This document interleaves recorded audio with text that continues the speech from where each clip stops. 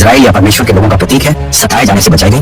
लेकिन इसी समय एक और अद्भुत बात होती है, स्वर्ग में एक युद्ध शुरू हो जाता है। बाइबल कहती है कि स्वर्ग में माइकल और उसके स्वर्गदूतों ने उस अजगर के खिलाफ युद्ध किया और अजगर भी अपने दूतों के साथ युद्ध करता है।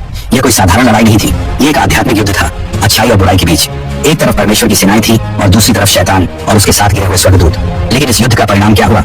बाइबल कहती है कि अजगर हार गया और अब उसके लिए स्वर्ग में कोई जगह नहीं बची। वह धरती पर गिरा दिया गया और उसके साथ उसके सभी साथी भी।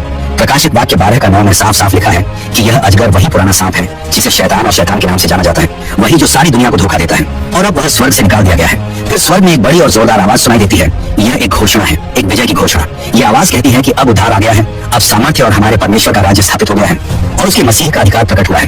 क्योंकि वह जो भाइयों पर दोष लगाता था वह गिरा दिया गया है, जो दिन रात परमेश्वर के सामने हमारे भाइयों पर दोष लगाता था। यहाँ यह समझना जरूरी है कि शैतान का काम क्या था। वह हमेशा परमेश्वर के लोगों को दोष देता रहता था। वह उनके ऊपर आरोप लगाता था, उन्हें नीचा दिखाता था और उनकी गलतियों को परमेश्वर के सामने लाकर उन्हें गिराने की कोशिश करता था।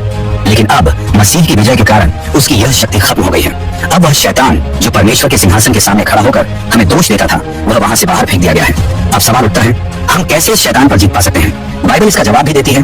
प्रकाशित वाक्य 12 का 11 कहता है कि उन्होंने मेमने के लहू और अपनी गवाही के वचनों के कारण उस पर जय पाई और वे अपनी जान को प्रिय नहीं समझते थे, यहाँ तक कि मृत्यु से भी नहीं डरे।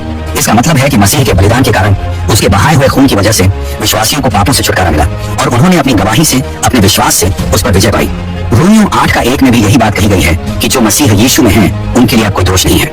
इसका मतलब है कि जब हम मसीह में होते हैं तो शैतान हमारे ऊपर कोई आरोप नहीं लगा सकता, क्योंकि यीशु ने हमारी जगह अपने आप को बलिदान किया और हमें परमेश्वर के सामने निर्दोष बनाया।